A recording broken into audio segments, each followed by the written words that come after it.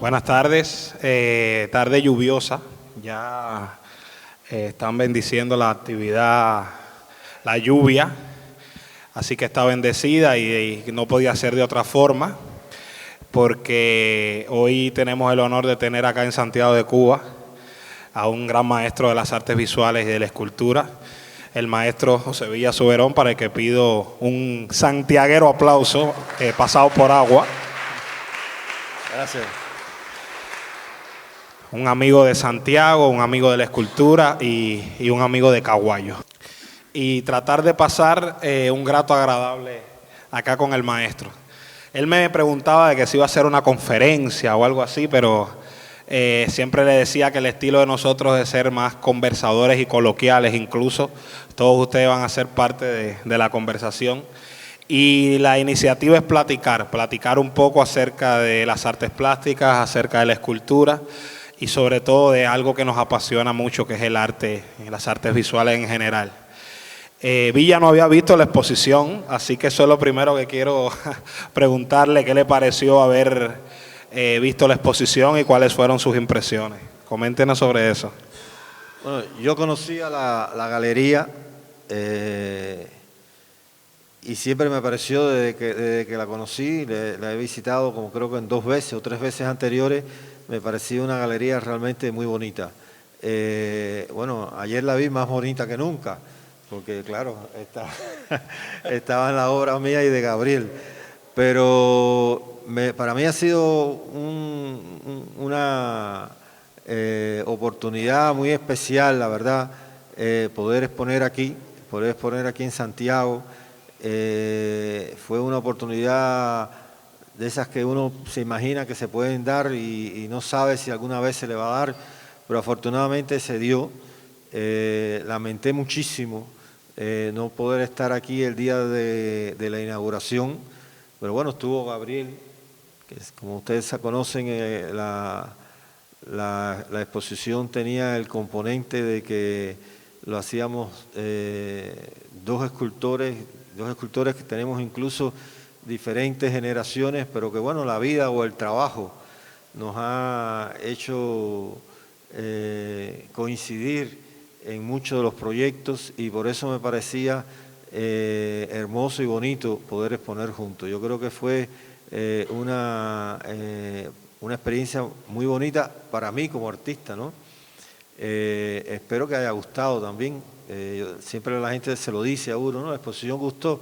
Pero bueno, yo siempre tengo esperanza también de que guste, de que sea de verdad, que la exposición haya gustado, porque la hicimos con mucha entrega, con mucho amor, con mucho sueño, para que la exposición gustara y para poder responder a la oportunidad que nos daba Caguayo.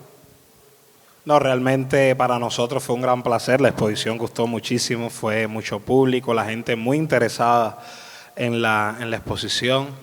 Y cuando Gabriel estuvo aquí, sentado justamente donde está usted, que tuvimos una plática muy parecida a la que vamos a tener, él daba su criterio en cuanto a la importancia en su carrera de haberlo conocido usted siendo estudiante de Elisa, y la experiencia por la que él ha navegado al trabajar tantos años colaborando con usted como maestro. Y yo lo que quisiera es preguntarle ahora usted cómo fue la experiencia de conocer a Gabriel, cómo fue el hecho de verlo como estudiante y cómo es la vocación del maestro que acepta al joven y trabaja con el joven y lo toma como discípulo. Bueno, a ver, yo voy a contar mi experiencia con Gabriel, pero quiero decir que siempre que me dan una oportunidad lo aclaro. Mi relación con Gabriel no es una relación de maestro y de discípulo. Creo que es una relación de profesionales, de 2 colegas profesionales trabajando juntos. Yo nunca se me ocurre pensar que Gabriel sea discípulo mío, ni que espero que a Gabriel no se le ocurra pensar que yo soy el maestro de él. Yo creo que es una relación, Gabriel fue hace muchos años, yo no sé cuántos, Marco, pero fue hace como 6 o 7 años que fue estudiante. Ya después, ya la gente deja de ser estudiante y es profesional. Y las relaciones que se establecen después con una persona que es joven, tiene que ser una relación profesional, una relación de igualdad, una relación de comunión. Si no tuviéramos intereses profesionales comunes, si no tuviéramos intereses en el que coincidimos o convergemos, como le pusimos a la exposición, no trabajaríamos juntos. No es una relación de maestro-discípulo, no es así, hace muchos años que no es así. Yo conocí a Gabriel, traté de protegerlo lo más que se podía proteger en ELISA. Gabriel es una persona, a mi juicio, extraordinariamente talentoso, la verdad.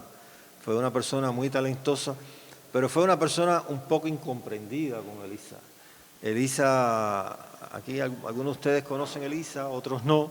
ELISA de alguna manera ha evolucionado hacia una especie de academia, de manera de hacer arte, que no era la manera en que Gabriel quería hacer arte. Yo creo que Gabriel es una persona callada, tranquila, aparentemente inofensiva, y de inofensivo no tiene absolutamente nada.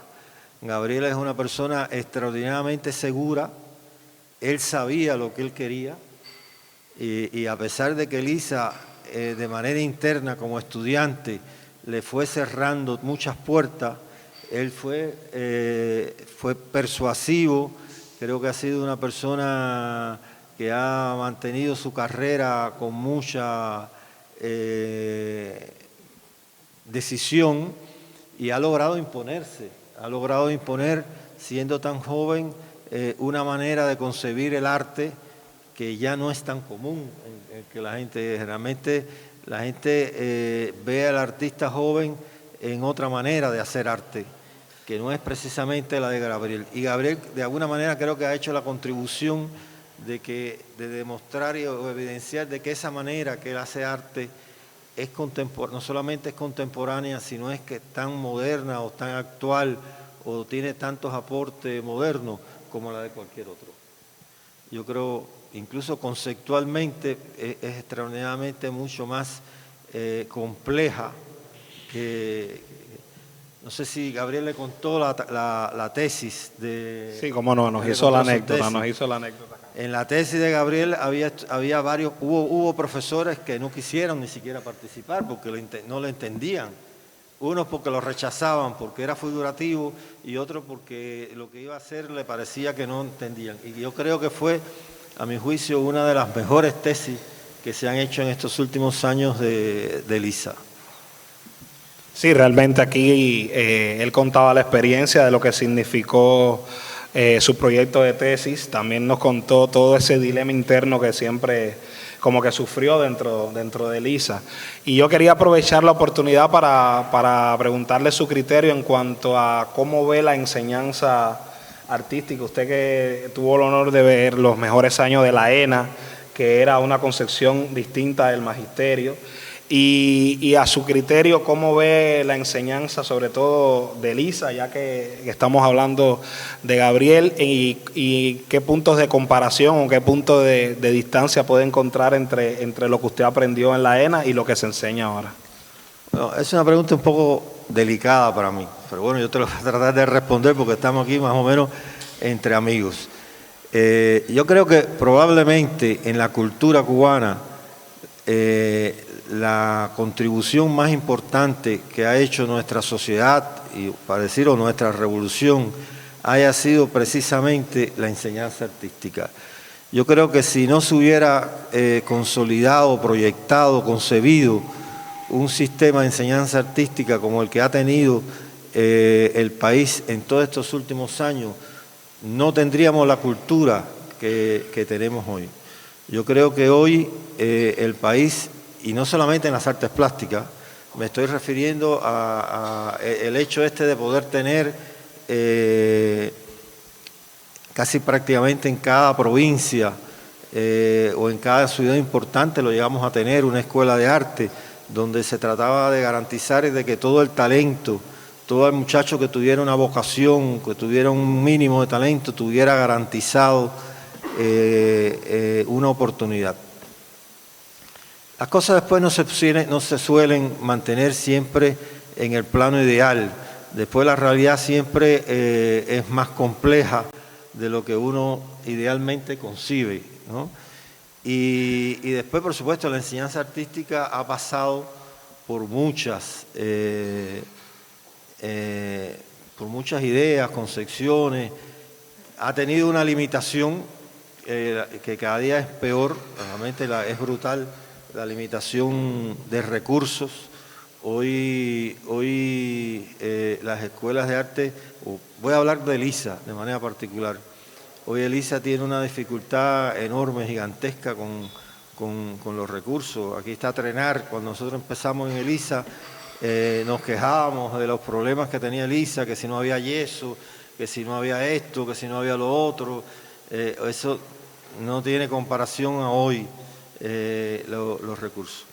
Sin embargo, lo que más me preocupa, porque al final los artistas cubanos siempre y los escultores de manera muy particular, siempre nos han enseñado una estrategia de concebir diferente, de concebir a partir de lo que uno tiene.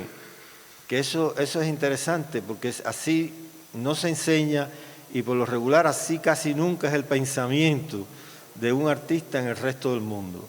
Realmente un artista dice, yo quiero hacer tal cosa y voy y compro con lo que él quiere hacer, lo que él quiere hacer. Aquí es diferente, aquí dice, ¿qué tengo para hacer? Y uno dice, bueno, si yo lo que tengo es madera, hago con madera. Si yo lo que tengo es clavo, pues hago una escultura con clavo. Y esa estrategia, ese pensamiento invertido, que yo creo que a la larga ha dado una particularidad al arte cubano, que no es nada común en el mundo. Y ha permitido que los artistas cubanos puedan hacer muchas cosas y muchas cosas diferentes. Ha contribuido a la variedad del arte cubano. ¿Qué es lo que no me gusta ahora de la concepción del arte, de las artes plásticas en la enseñanza? Y ahí sí me voy a reducir, lo digo con mucho respeto. Yo respeto mucho las ideas, porque las ideas tienen que evolucionar. Yo soy un hombre ya mayor que no tengo por qué esperar que las ideas de los jóvenes profesores sean exactamente las mismas que las mías. Pero hay una parte de la enseñanza que en las artes plásticas ha borrado, que a mi juicio era importantísimo en la formación de los artistas plásticos y que de alguna manera ayudó mucho a que un artista joven cubano pudiera hacer lo que realmente él quería hacer. Cuando él se planteaba su objeto de creación, tenía recursos en su formación que lo podían ayudar a hacer lo que él quería hacer.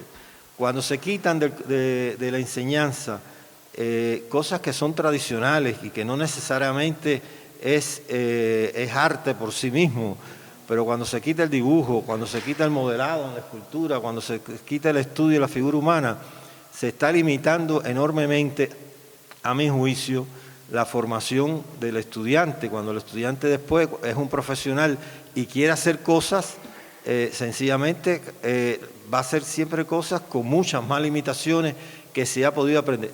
Yo siempre pongo el ejemplo, es como si a los estudiantes de música hubiera una corriente que le quitara el solfeo, y bueno, ¿cómo va a ser música si no sabe solfear, no? Algo así es lo que yo veo con mucha preocupación. Pero advierto muy claro que es solamente mi opinión personal.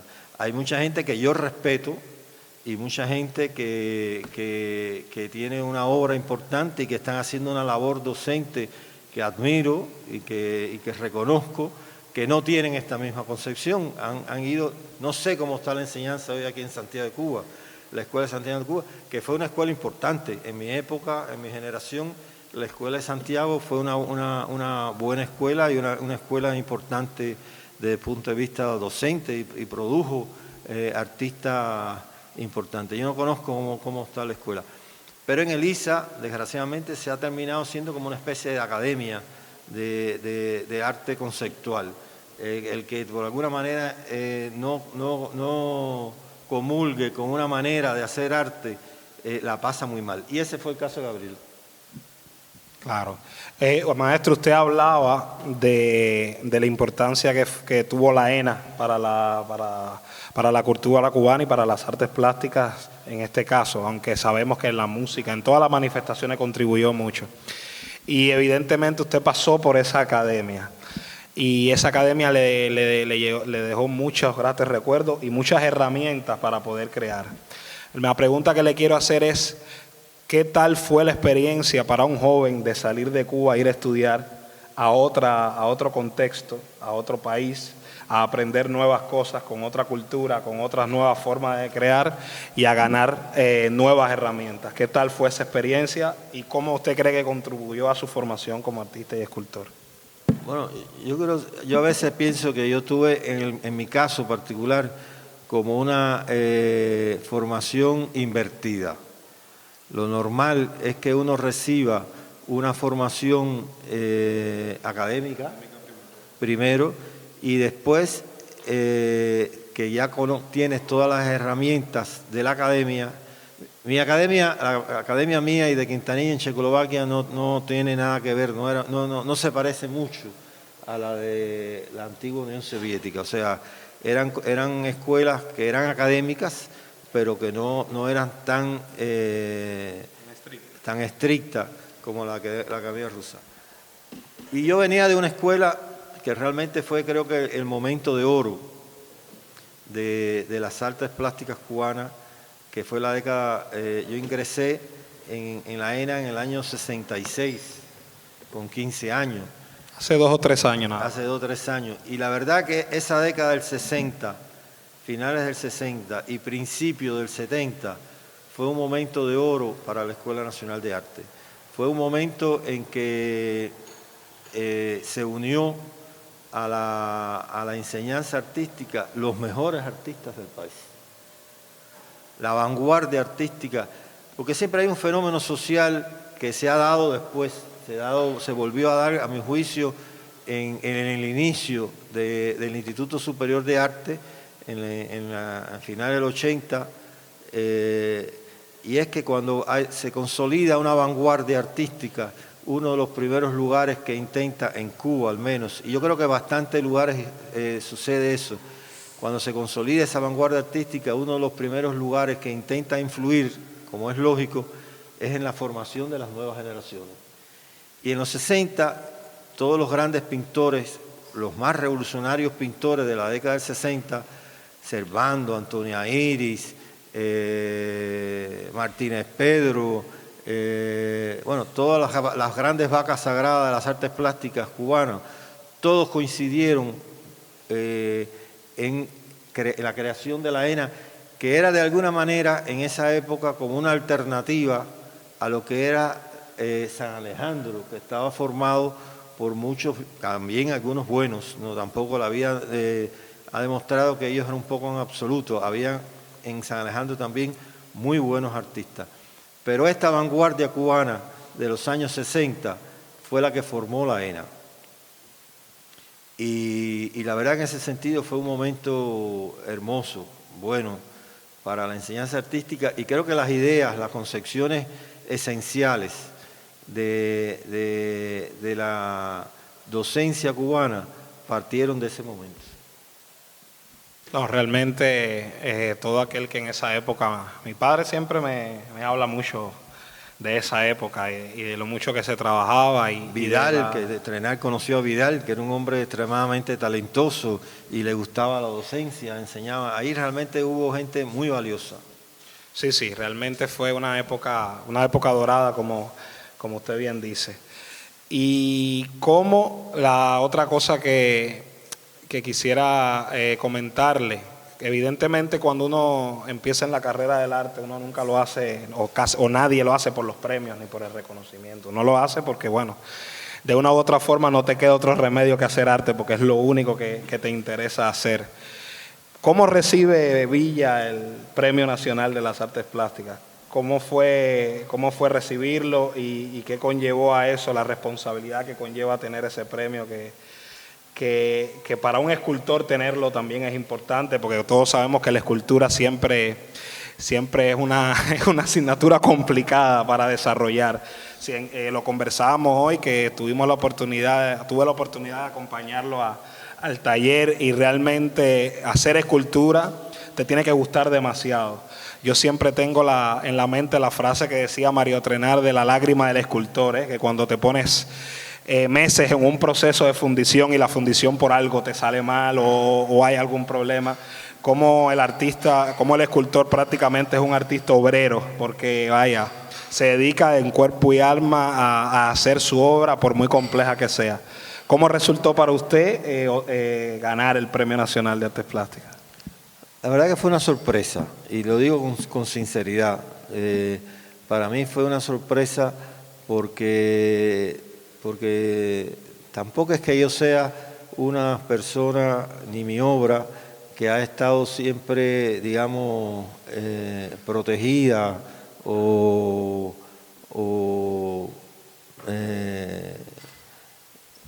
que haya sido una obra con que al menos la parte teórica o la crítica de las artes plásticas haya sido mimada.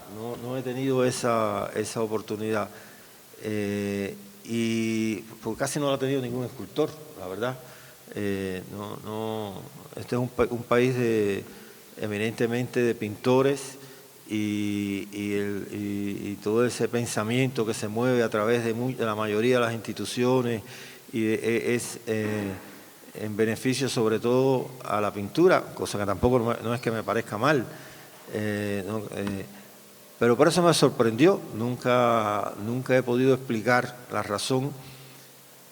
Puede ser que la razón esté sencillamente en que los jurados son una cosa loca. Los jurados, uno nunca puede predecir el resultado de un jurado. Un jurado puede ayudar a una persona o a un premio, y otro jurado puede no solamente negar ese. Todos nosotros aquí hemos participado en concursos, hemos participado en eventos, hemos ido a eventos, y sabemos lo venático que puede ser el jurado. No hay un jurado que sea, que uno pueda decir, esta es la verdad, se llegó a la conclusión porque esta es la única verdad. No. Puede ser que es la única manera de aproximarse a la verdad, el jurado, pero nunca es la verdad. Me imaginé que podía haber otras personas, muchas personas incluso, que también sabían que afortunadamente muchas de ellas fueron premio nacional inmediatamente después que yo, pero nunca podía imaginarme que me dieran el premio antes que Nelson, pero bueno, es así, los jurados son así, una cosa. Por eso me cogió realmente mucha sorpresa. Y nunca he tratado de pensar mucho en que tengo un premio, la verdad, porque lo que de alguna manera mueve mi trabajo, mueve mi obra, estimula mi obra, son otras cosas, la verdad. No, puede ser que sí, puede ser que me haya ayudado a algunas personas que no conocen mucho de arte, y que porque le digan, no, él es un premio nacional, pues me atiendan un poco mejor. Pero realmente me gustaría más que me atendieran por el resultado de mi propia obra, que yo creo que la obra del artista es realmente lo único válido, lo único importante, lo único que puede trascender, hacer trascender a un artista es su obra. Sí, así es. Así es, y realmente la obra suya merece el premio, Gracias. Por lo menos cuando yo era joven y salió el premio. Estamos hablando entre colegas escultores, pues entonces seguramente todo el mundo piensa lo mismo. Sí, claro, seguramente que sí. Yo quiero compartir con las personas que estamos acá este material para introducir un tema que es el taller suyo de La Habana, que siempre que voy trato de visitarlo. Los jóvenes que los integran, que uno de ellos está acá, Marco, que estaba deseoso de conocer Santiago de Cuba, no pudo venir la otra vez, pero ya que está, Un aplauso para el hombre que llegó a Santiago por fin y lo ha disfrutado, no tanto como él hubiese querido, pero lo ha disfrutado mucho.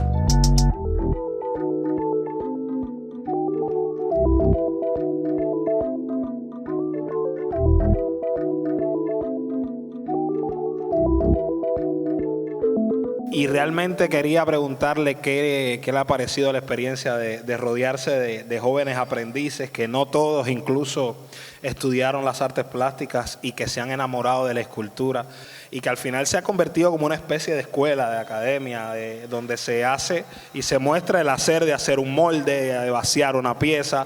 ¿Cómo ha sido esa experiencia? Bueno, esa visión de que sea un taller hermoso es por una visión de un artista.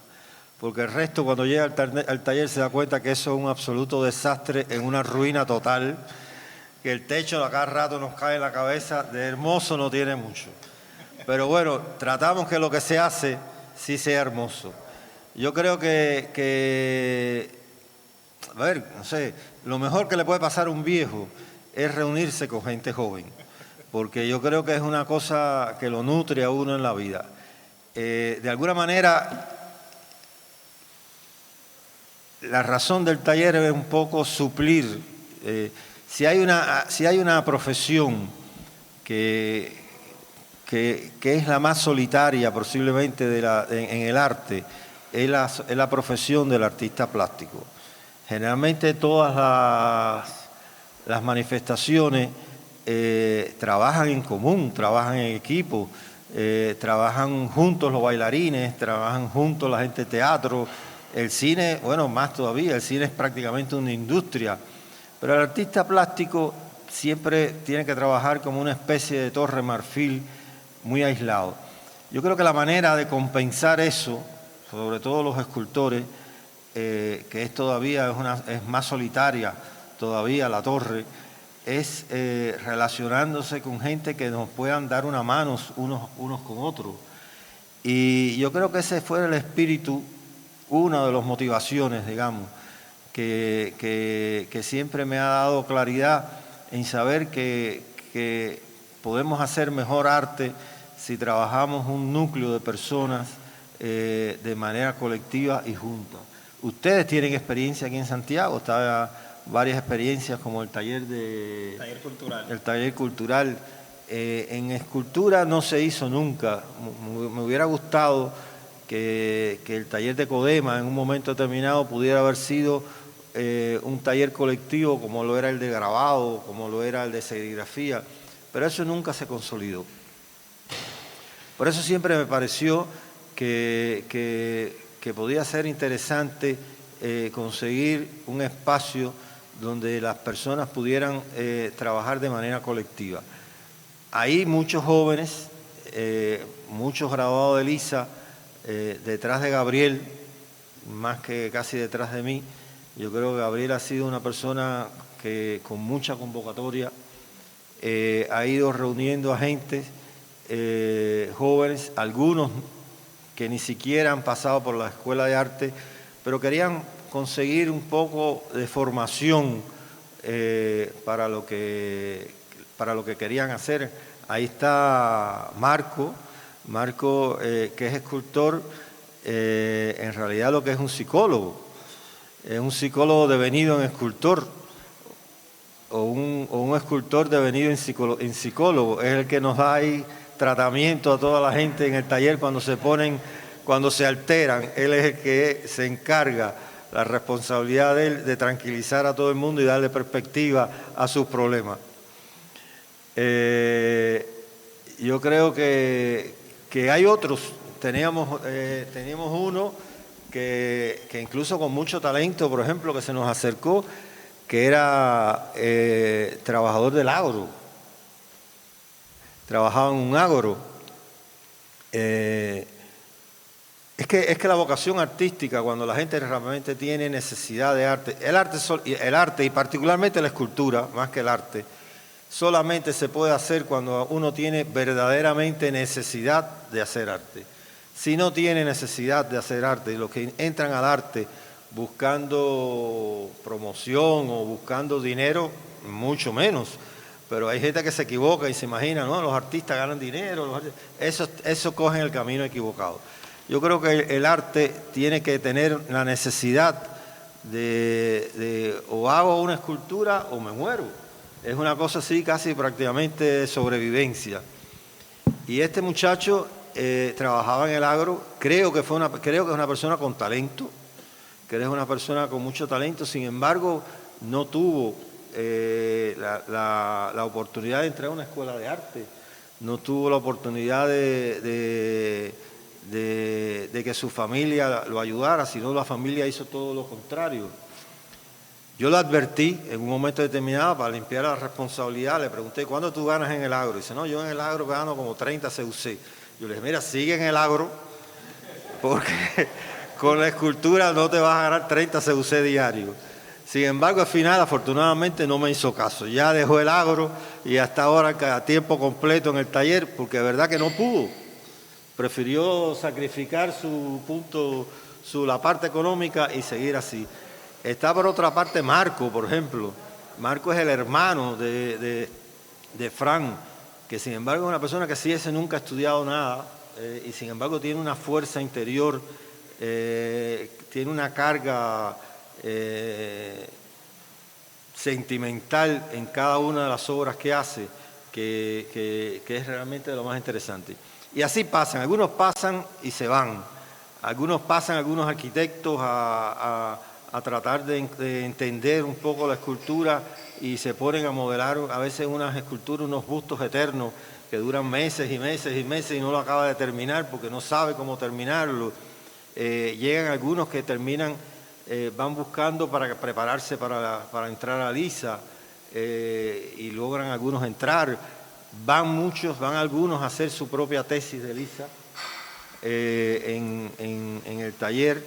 Y eso realmente, no solamente para mí, sino para el colectivo, realmente me parece algo hermoso, la verdad, algo bonito, porque no solamente porque en la práctica todos nos ayudamos unos a otros, porque la escultura hay que cargarla, hay que moverla, algunos se han ido especializando, unos se van especializando en el trabajo en el vaciado en yeso, otros hacen el trabajo en resina, otro hace en la soldadura. Cada uno va escogiendo un poco lo que le gusta y yo creo que tenemos ahí realmente un buen colectivo de creación. Recientemente ahora en la Bienal se hizo una exposición realmente, la verdad que interesante, a mi juicio, en Génesis, ¿no? Collage Habana.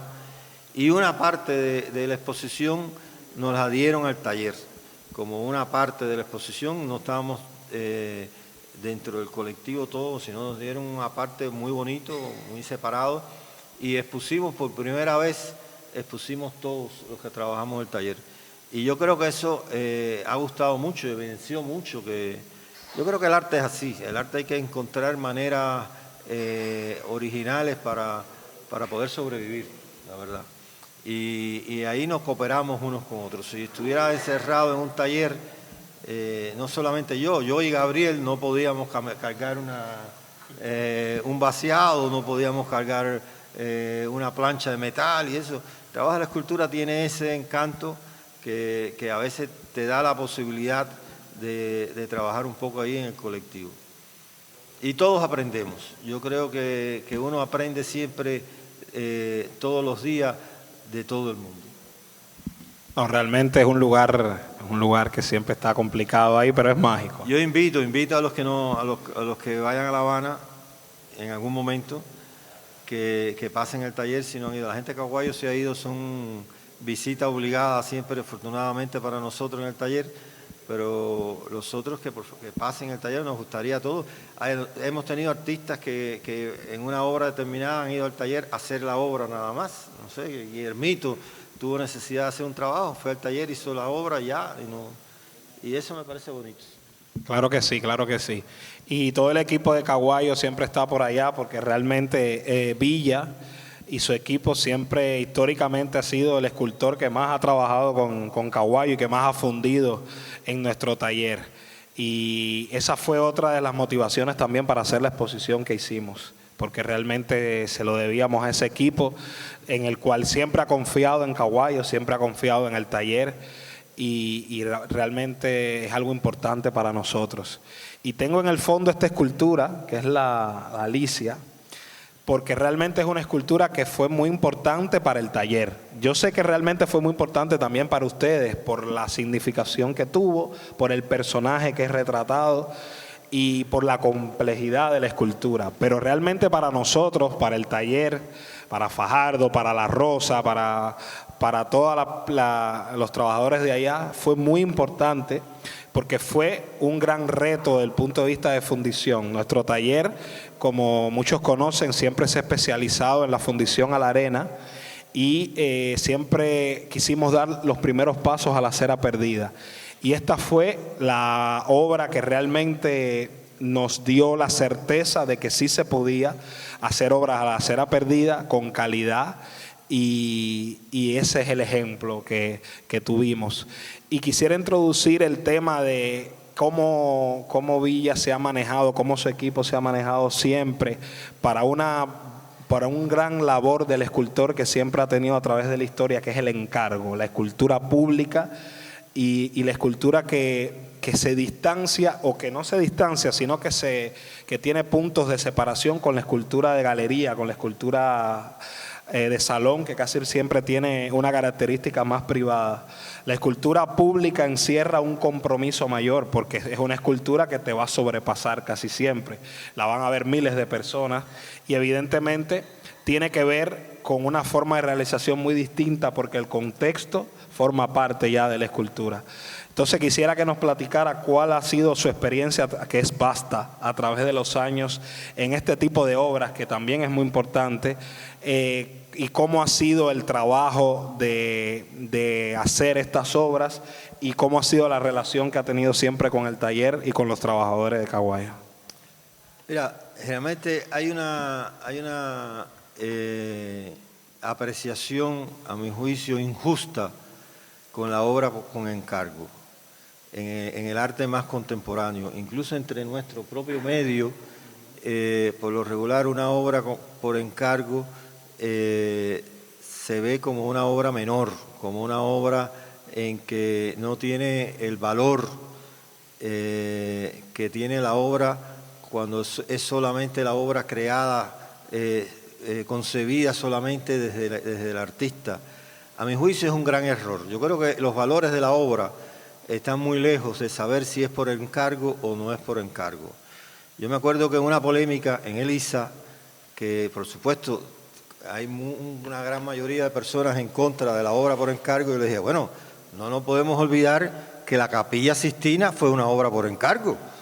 O sea, las grandes obras del arte universal se han hecho por encargo.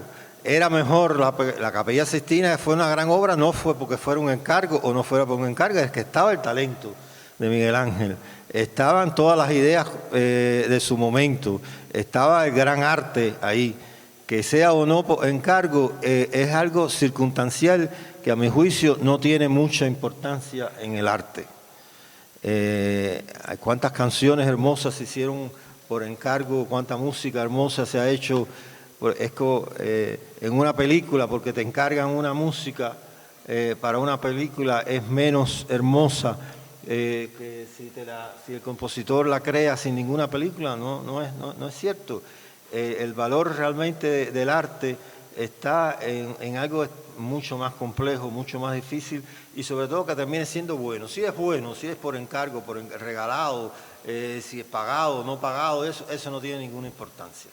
Yo creo que el valor de la obra va por otro lado.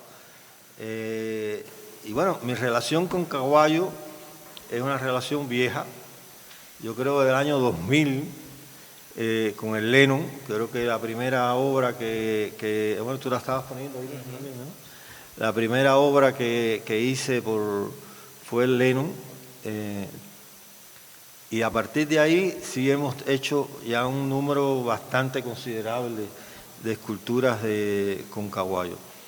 Yo creo que a lo mejor Caguayo no tiene la conciencia clara de lo que, o la gente no tiene tampoco la conciencia clara de lo que Caguayo ha aportado a las artes plásticas cubanas y a la cultura cubana.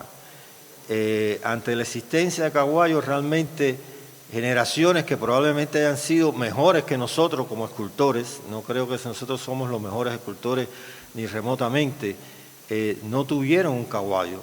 Y mucha obra de grandes escultores cubanos han quedado perdidas por no haber podido nunca haberse realizado en bronce. Y muchas oportunidades a lo mejor nunca tuvieron porque no se hicieron en bronce.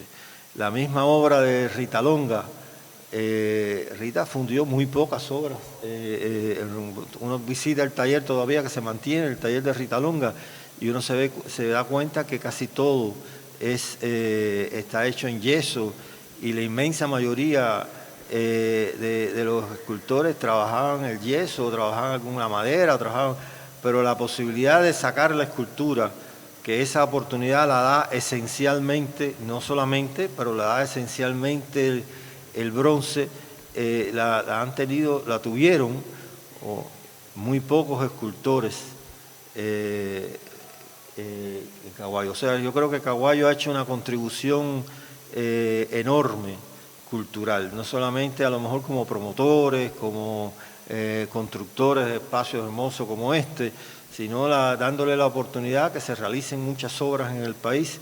Yo le debo mucho a la obra, le debo mucho en lo personal la posibilidad de trabajar con Caguayo, sobre todo porque no es la única posibilidad para fundir, hay otros fundidores, pero la única respuesta profesional que yo he tenido ha sido siempre la de Caguayo.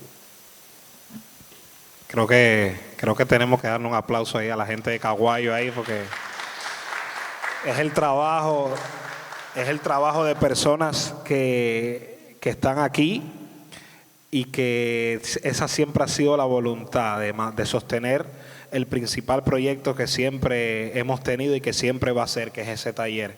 Y también es el logro de personas que no están aquí, que hoy visitamos, que son trabajadores que llevan más de 20 años trabajando con nosotros, que han aprendido incluso casi de forma empírica la fundición, que es algo tan complejo, y que realmente nuestra meta es siempre estar ahí para dar esa respuesta a los escultores. Esa es nuestra meta principal. Y sé que cada encargo es complicado porque no tienes que satisfacerte solo a ti mismo, sino a un cliente. Y muchas veces le ha tocado a usted trabajar figuras icónicas dentro del lenguaje universal y también dentro del lenguaje cubano. Y sé que hay un personaje que siempre estuvo muy cercano a usted y a ese taller, que fue Eusebio Leal. Eusebio Leal fue la persona que que yo creo que es una de las que más ha hecho por la escultura de una forma indirecta, porque ha sido un cliente que siempre ha querido que lo mejor de la escultura esté presente en los paisajes de La Habana. ¿Y qué reto fue para ustedes tener aquello de hacer la obra, el monumento que sirviera de homenaje a Eusebio Leal? Eso yo sé que les dejó a ustedes, fue muy complicado, era un compromiso muy grande, porque cuando tú haces a Dante Alighieri, nadie conoció aquí a Dante, nadie sabe cómo era, ni cómo se paraba, ni cómo caminaba, pero Eusebio era un personaje muy, muy, muy querido, todavía lo es para toda Cuba y sobre todo para los habaneros, y que le toque a ustedes la tarea de crear eso. Quisiera que nos comentara cómo fue esa experiencia y qué les pareció, si quedaron conformes con el resultado. Bueno, para nosotros Eusebio es un punto y aparte, la verdad. Eusebio para nosotros, de alguna manera, buena parte de la concepción que le hemos dado al taller no solamente es algo personal, sino yo creo que ese taller nos lo dio Eusebio. Y realmente Eusebio quería que hiciéramos en ese taller lo que de alguna manera estamos intentando hacer. Él quería Eusebio tenía una sensibilidad muy particular para intuir cosas, y él tenía la intuición de que no quería que se perdieran elementos del oficio de la escultura, y él quería precisamente eso, un espacio donde se podría darle continuidad.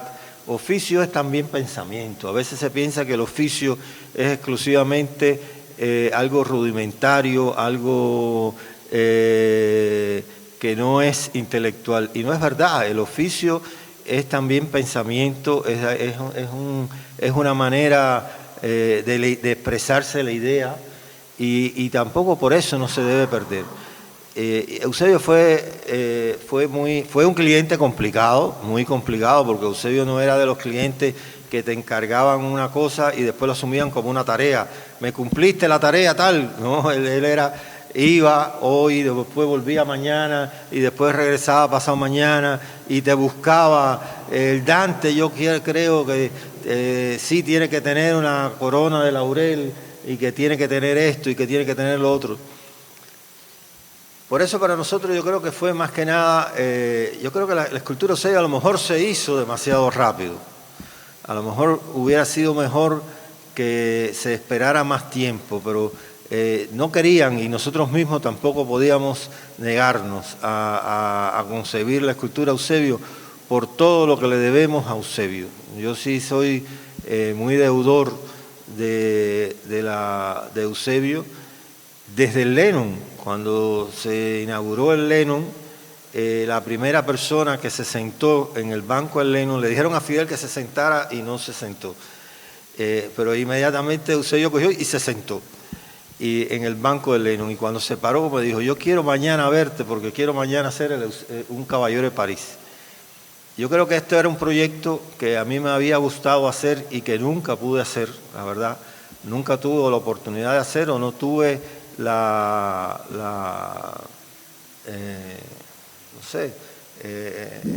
claridad de cómo realizarlo, de hacer este tipo de obra que no tuviera, que fuera una obra figurativa, que podría ser conmemorativo o no, porque no hay ahí elementos conmemorativos tan claros pero que fuera con los mismos recursos que la estatuaria, pero sin los elementos que aíslan la estatuaria del espectador. O sea, quería hacer esa escultura más coloquial, que se pudiera sentar en un banco, que la gente se le pudiera sentar en un banco al lado, que la gente pudiera tirarse una foto. Hoy tirarse fotos es algo imprescindible en la vida, parece ser, y entonces una base, un pedestal aísla y hace que la persona no sienta suya. A veces no pierde la comunicación con el personaje al que se quiere rendir cuenta. Y eso yo creo que la primera persona que lo entendió, a mi juicio, yo lo sentí con claridad, fue Eusebio. Creo que probablemente por eso nos dio las oportunidades que nos dio, y nos dio tantas oportunidades de hacer muchas de las obras que pudimos hacer. Y efectivamente, las dos de las esculturas más difíciles que nosotros hicimos fue la de Alicia, porque eran varios retos, fueron un reto muy grande para ustedes, para Caguaguayo, pero para nosotros era un reto muy grande también, fue un reto grande, porque era un lugar muy especial, realmente eso, uno de los interiores más hermosos que tiene La Habana, es la entrada, esa escalera del teatro que hoy se llama Alicia Alonso. Era mucha responsabilidad poner ahí una escultura, pero era a su vez es un personaje vivo. No es común que se haga una escultura en homenaje a una persona que está viva. Y eso significaba mucha... Y al igual que después de Eusebio, había miles de gente concibiendo cómo debía ser la escultura de Alicia, que se debía hacer en Carmen, que se debía hacer de una manera, que se debía hacer la otra. Bueno, finalmente se escogió esto, que parte de una foto importante de la iconografía de Alicia, de Giselle, creo que es Giselle, primer acto, y finalmente Alicia nos dijo que sí. Quiero decir que a pesar de toda la leyenda que hay sobre Alicia, Alicia fue la persona más cooperativa y que más facilidades nos dio para trabajar. Ustedes hagan lo que ustedes quieran. Ella realmente siempre en ese fue muy amplia. Nunca me dijo, yo quiero que eso hubiera sido muy fácil para otra persona de la figura como Alicia. Y, mira, yo quiero que mi escultura sea así y quiero que sea de otra manera. Ella nunca intervino. Incluso creo que nos ayudó. Finalmente hicimos la escultura Alicia, por supuesto, obra de encargo como tal. Vino un día Alicia, que no veía la escultura, claro, pero la sentía, y fue un momento particularmente delicado, porque vino todo el Consejo de Dirección del Ballet a criticarnos la escultura. Muchas críticas de los que no hicieron la tuvimos que corregir, cosas que la verdad es que ni siquiera tienen mucha importancia en la escultura, pero bueno, así no era el empeine de Alicia, ese era el empeine de Josefina. Alicia tenía un empeine menor. Así no era la zapatilla de Alicia. Nosotros generalmente trabajamos con modelos. Y teníamos una modelo que tenía una zapatilla, una modelo profesional del ballet. Le costó trabajo encontrar una modelo bonita, porque realmente ahora las bailarinas son como más fibrosas, más deportistas. Y Alicia era una bailarina con un cuerpo hermoso. Pero bueno, la encontramos. Y así, pero bueno, entonces eran cosas, la escultura estaba en barro que nosotros sabíamos que podíamos corregir. Hasta que una persona muy importante en el ballet, bueno, el historiador del ballet nos dijo, bueno, pero es que así, cuando Alicia está bailando, esa Giselle, así Alicia no mira. Cuando Alicia está dando ese paso en Giselle, Alicia tiene que mirar al cielo, porque Giselle se está comunicando con Dios, con los dioses, qué sé yo, y la gente se va a dar cuenta. Y eso sí era un detalle realmente cardinal para la escultura, porque nosotros queríamos que la escultura de todos modos se conectara, la mirada de la escultura conectara con la entrada del teatro, o sea que las personas recibieran una conexión inmediatamente con la escultura, porque sintiera que la escultura lo estaba mirando ahí.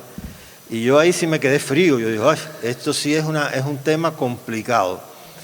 Y la propia Alicia, que en eso sí era un general, dijo, no, pero él no le está haciendo la escultura al personaje de Giselle, él le está haciendo una escultura a Alicia Alonso, y que él la pone a mirar como él quiera. Por supuesto, Alicia, las órdenes de Alicia eran absolutas. Jamás nadie volvió a mencionar que Giselle miraba al cielo, que Giselle miraba a otro lugar. Oye, qué alivio sentiste sí, ahí nosotros respiramos, porque cuando Alicia decía una cosa, ahí sí hay disciplina. Ojalá que nosotros teníamos que aprender mucho del ballet. Con el ballet sí hay una disciplina absoluta. Cuando Alicia decía una cosa, ahí sí todo el mundo boca abajo. Esa fue la primera gran escultura difícil que nosotros hicimos. Fue difícil después para ustedes hacerla en cera, pero para nosotros fue muy difícil por todas estas razones y otras más. La de Eusebio yo creo que fue más difícil, porque Eusebio es una persona que muchas personas querían y que muchas personas recuerdan de manera diferente. Es muy difícil, por eso las esculturas se tienen que hacer con la gente cuando ha pasado un tiempo, un margen de tiempo, para que los artistas puedan concebir esa escultura con un poco más de libertad, porque todo el mundo, lo de Eusebio fue un poco también extremadamente difícil. Así no era el reloj de Eusebio, eso no eran los zapatos que a Eusebio le gustaba, y eso nosotros tuvimos una gran ventaja con la escultura de Eusebio, y es que tuvimos de modelo al hijo. El hijo de Eusebio es realmente, no voy a decir la palabra, pero es igualito a Eusebio. Es una cosa que cuando uno lo pone a caminar es exactamente igual que Eusebio. Eso fue, nunca hemos tenido ni vamos a volver a tener una referencia tan clara de Eusebio como la del modelo del hijo. Entonces la tuvimos que concebir así. Empezamos concibiendo la escultura de Eusebio. Nos parecía que la escultura saludara, era una manera simbólica para identificar a Eusebio, porque así era Eusebio, caminaba por La Habana y iba constantemente saludando a todo el mundo. Él lo mismo saludaba al diplomático, al embajador que le estaba posando por al lado, y saludaba igualito a la que vendía cucurucho de maní. Él saludaba constantemente, iba saludando a todo el mundo, esa era parte de su encanto, ¿no? Por eso que estuviera saludando nos parecía bonito. Después cuando lo pusimos a saludar, porque primeramente empezamos consiguiendo la escultura, Gabriel y yo, en un gesto de Eusebio. Eusebio tenía un gesto, cuando uno se pone a ver muchas, nadie ha visto tantas fotos de Eusebio como nosotros y mucho menos y más Gabriel. Gabriel sí fue nadie ha visto más fotos de Eusebio que Gabriel. Eusebio tenía una manera nerviosa cuando hablaba. Se tocaba el anillo y se alaba el dedo, y eso tenía como un gesto personal, cuando incluso como para concentrarse, cuando él se ponía a hablar, se concentraba moviéndose el anillo y alándose el dedo. Eso me parecía un gesto realmente muy bonito, porque pocas veces uno puede conocer un gesto personal de una persona a la que uno le va a hacer una escultura, ¿no? Pero después que casi lo teníamos concebido así, ¿no? Dije, bueno, pero es que así no puede trascender la escultura, porque la gente no va a entender eso. Lo entendemos nosotros, lo entendieron los que han visto a Eusebio hablando en la televisión, pero una escultura hay que hacerla como mínimo para que la entiendan dentro de 50 años. Las esculturas públicas no se hacen para que se entiendan hoy, sino para que se entiendan dentro de muchos años después, cuando la gente ya ni siquiera conoce la importancia de ese personaje. Y este era el caso, ¿no? Teníamos que hacer una escultura para que dentro de 50 o 60 años la gente diga, ¿quién es esa persona? Y le podían decir, bueno, eso fue un historiador importante en la ciudad, qué sé yo, una cosa así. Entonces desechamos la escultura esta de estar alándose del gesto, y volvimos a un Eusebio saludando. Cuando concebimos Eusebio saludando, nos dimos cuenta de que eso es un gesto muy común en la estatuaria de los políticos. Casi todas las esculturas de los políticos es el político saludando. Eso es un gesto tradicional de la estatuaria pública universal. Y Eusebio no era un político. Por eso teníamos que incorporar algún elemento que le pudiera añadir otro significado para que la escultura no trascendiera como un político saludando, sino entonces le añadimos todos los libros y los files, le pusimos incluso files de trabajo, porque Eusebio fue un intelectual, pero no fue solamente un intelectual, fue un intelectual muy particular. Generalmente ningún intelectual sabe cómo llevar a cabo un proyecto. Él fue un intelectual que concebía el proyecto y era capaz de llevar a cabo ese proyecto. Lo llevaba a cabo porque tenía una claridad de cómo trabajar ese proyecto. Eso era, fue un intelectual en ese sentido muy especial.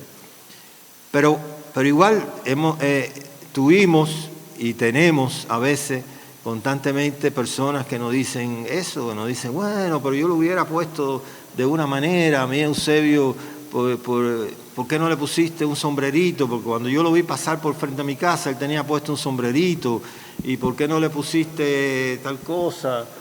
Porque es una persona que vive de manera muy cercana.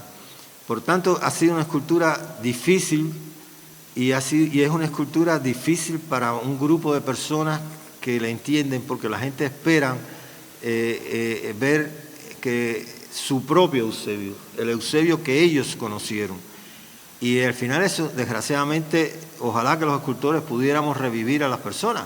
Eso es nada más que una estatua, única y exclusivamente una estatua que uno trata de cargar con significado para que tengan lecturas después, pero no es nada más que una estatua, no es Eusebio.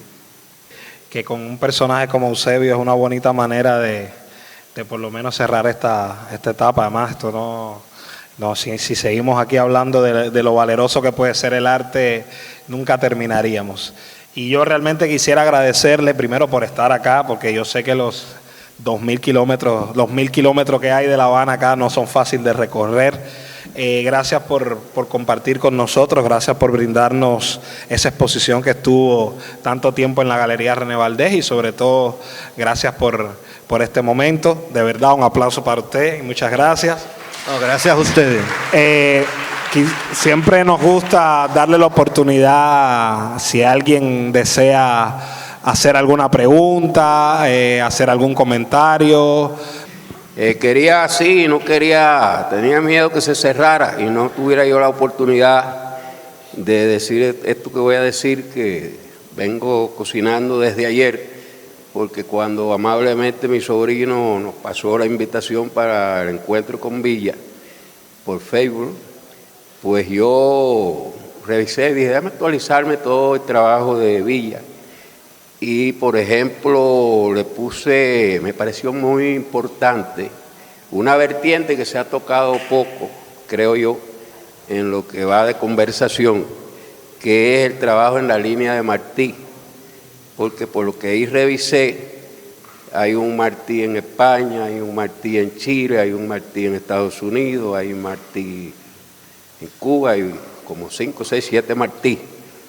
Y eso me parece, cuando él, con esa modestia que le caracteriza, decía que ni sabía por qué le habían dado el premio nacional, a mi juicio, un escultor que haya llevado a Martí a tantos lugares, plazas importantes del mundo, a mi juicio, nada más por eso, ya se merece un premio nacional.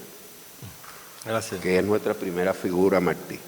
Y además es una forma tan bella y tan bien acogida en las plazas importantes en las que se concibió esos Martí. Posiblemente él, que eso sí quería que se comentara, si le pareciera bien, los artistas que se han destacado en trabajar a Martí en más veces, que también revisé el Martí que hizo Andrés González, ¿no, González?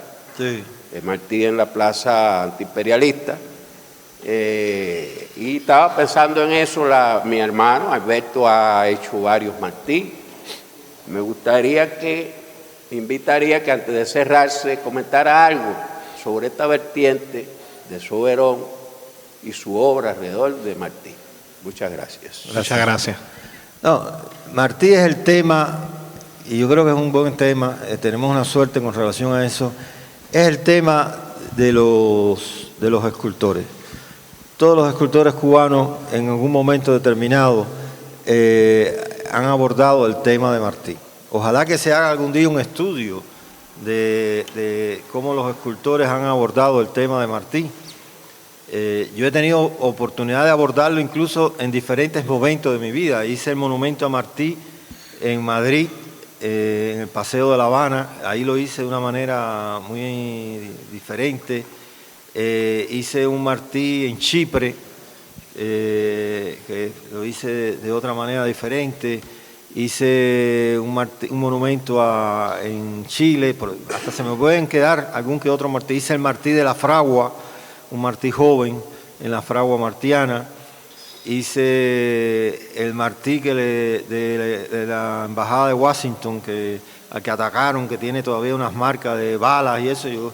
Me decían que para arreglarlo, yo decía, no, me parece más bonito que se quede así, es la huella de la historia, que tengan las perforaciones de las balas. Y yo creo que a lo mejor no solamente a los escultores y a los pintores, a los artistas cubanos, el gran tema de los escultores ha sido de alguna manera el Martí.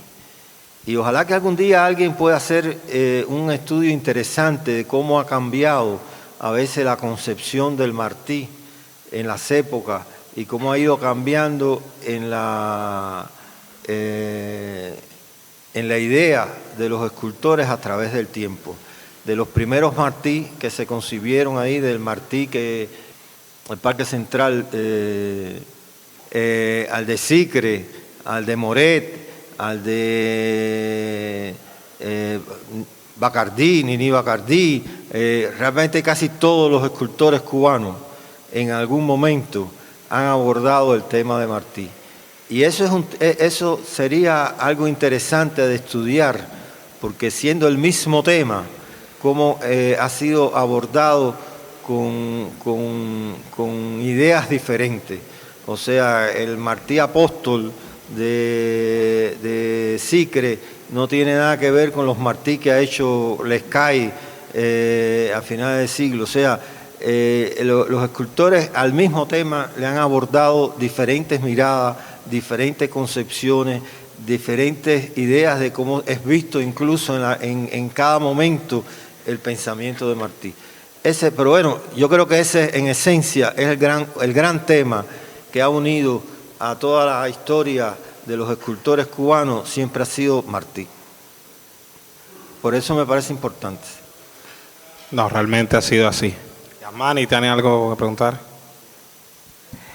Maestro Villa, hay una cosa importante en su obra que me gustaría denotar y que usted comentara, porque de los grandes escultores en Cuba, sobre todo en su caso particular, una gran parte de sus esculturas tienen el sentido de la relación personal y lo místico. ¿Por qué decirlo? Porque, ejemplo, todo el mundo va a ver El Caballero de París y lo toca, porque eso tiene un significado. Todo el mundo se sienta con el John Lennon y tiene esa relación. O cuando uno va al Prado Cienfueguero con el Beni, que se encuentra en el Prado Cienfueguero, o con una escultura que no es tan figurativa como la Madre Teresa de Calcuta, que se encuentra en el jardín. Y sobre todo, este tipo de escultura, ante el 59, en el caso de Rita lo había logrado un poco con la Virgen del Camino, o Gilma, con el Cristo, pero no existe, sobre todo en Cuba, después del 59, un escultor donde las obras que tienen tengan una relación tan mística o tan personal con el pueblo, que han generado lo que nosotros a veces le denominamos cultura popular, o también esos elementos de lo real y lo maravilloso propiamente que tiene, porque también con la estatua de Lenin que se encuentra en La Habana también existe ese tipo de relación. Por ejemplo, son casos aislados, pero en el caso de usted hay muchas esculturas en las cuales las personas tienen o hay una ya tradición, una relación popular que las personas van y tienen, y hay una cierta comunión. Y sobre todo lo otro, que me comente la experiencia, sobre todo llevar sus esculturas más conceptuales a la orfebrería, que esa exposición fue para mí muy interesante, muy bello. Yo todavía conservo ese catálogo. Coméntenos cómo fue esa experiencia de trabajar ese aspecto de la orfebrería. Bueno, no, yo te decía que yo realmente eso era lo que más... A ver, cuando yo era joven y vine graduado, vine con la claridad de que esa era la obra que yo quería hacer. Yo quería hacer, cuando uno es joven se le ocurre más ideas, cuando uno es viejo lo que uno hace es, por lo regular, en buena medida, refritar muchas de las ideas de cuando uno es joven. Por eso siempre es tan importante estar cerca de los jóvenes. Eso era lo que yo quería hacer. Yo quería hacer una escultura que estuviera mucho más cercana del espectador. No es porque sea original, porque o sea, en el arte ya eso se estaba produciendo. Yo creo que el pop introduce en la escultura esa concepción. Segal es un escultor que no tiene nada que ver con estas cosas que yo hago, porque hacía otro tipo de cosas, pero hacía esa obra de que de poder la escultura o la figura en la escultura en una posición cotidiana, natural, que no dejando toda, digamos, esa estética decimonónica, teatral, que por lo regular lleva siempre la estatuaria, y mirar más al valor que puede haber el gesto cotidiano, el gesto natural.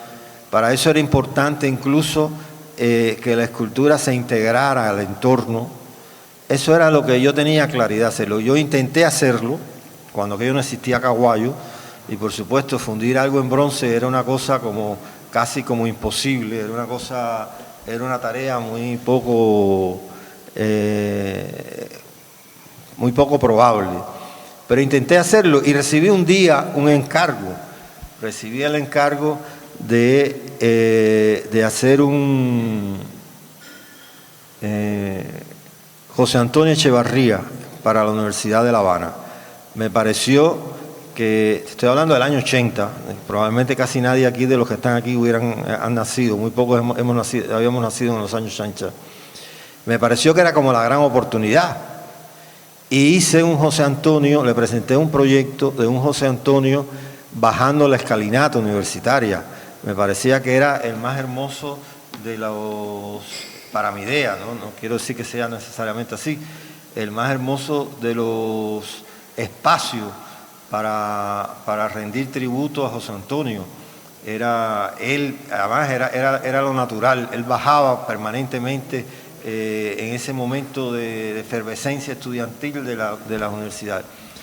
Sin embargo, para mi sorpresa, eso recibió un rechazo absoluto. Cuando a alguien lo planchan, que te planchan de manera absoluta y total, así me plancharon la idea hasta para decirme que era una manera irrespetuosa de poner una figura histórica, que cómo no poner una figura histórica sobre un pedestal donde la gente le pueda rendir tributo, ponerla a bajar como todo el mundo una escalera, era algo bastante irrespetuoso. Y eso fue un planchazo para mí traumático. Gracias a eso hago otra escultura, porque ahí lo que hice fue retirarme y dije, bueno, este camino evidentemente no tengo posibilidad nunca, y me retiré y afortunadamente hice otro tipo de escultura. Pero los tiempos cambian, y cuando cambian los tiempos cambian las ideas. Después, cuando salió un día una pequeña convocatoria para la escultura de Lennon, yo soy de la generación de Lennon, de que oíamos los Beatles y no nos dejábamos oír a los Beatles y nos quitaban los discos los Beatles, y eso, dice, coño, tengo ahí una deuda esa es una escultura que me gustaría hacer. Y no sé por qué todavía hoy, de pura casualidad creo, que lo hice con la idea de que yo tenía cuando era joven. Lo voy a sentar en un parque de La Habana, como me hubiera gustado a mí cuando yo era joven que Lennon hubiera visitado La Habana y todo. Y los cambios, te decía que los tiempos cambian y las ideas cambian, porque para mi gran sorpresa, ahí entonces sí funcionó la idea. Y ahí en ese momento sí a la gente le gustó la idea de que se pudiera ver una escultura, que la gente se le pudiera sentar al lado y que pudiera haber una escultura que la gente la tocara. Después hice el Caballero de París, no sé si pasan un día por Caballero de París, se van a dar cuenta que el dedo es un alambre. Han gastado el dedo de tanto tocárselo, porque lo que sí no se puede negar es que todavía la imagen figurativa tiene una fuerza muy grande en la imaginería popular.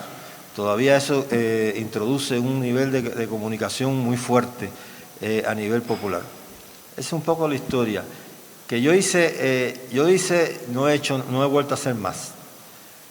Joyería, por esa cosa que a veces tienen los artistas, dicen, bueno, si hago cosas grandes, casi todos los escultores del mundo han hecho cosas grandes y después han hecho cosas chiquitas, y yo digo, bueno, se me presentó una oportunidad de poder diseñar un grupo de joyas y poder tener un momento en que pude fundirlas en plata y en oro y eso, y lo hice. A lo mejor me hubiera gustado seguirla haciendo, pero no la he vuelto a hacer más. No la he vuelto a hacer más porque me cuesta tanto trabajo vender una joya como vender una escultura. Y entonces prefiero vender la escultura y no la joya. Las joyas realmente no han tenido mucha... no sé, me siento más cómodo en el tema de la escultura. No sé si eso responde a tu pregunta.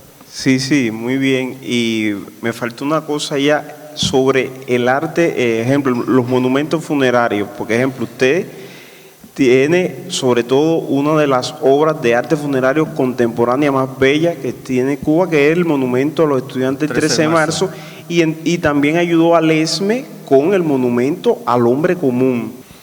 No, yo creo que siempre hay momentos en que a uno le llega la oportunidad. Yo creo que a mí me llegó la oportunidad con el monumento 13 de marzo, que sigue siendo una de las esculturas más hermosas que yo creo que pudo haber, una de las ideas más hermosas en el que yo he podido participar, que no es mía del todo. O sea, yo solamente realicé las banderas. Ese monumento pertenecía a Coyula y Escobar, dos arquitectos, dos grandes escultores cubanos, que habían presentado el proyecto, se lo habían aceptado, querían unas banderas, ellos incluso lo que tenían concebido eran 13 banderas, porque era el 13 de marzo, y cuando me fueron a ver yo le presenté este proyecto, y fue la primera obra importante que yo hice, fue la primera obra en que pude trabajar en una obra urbana, una obra de escala importante.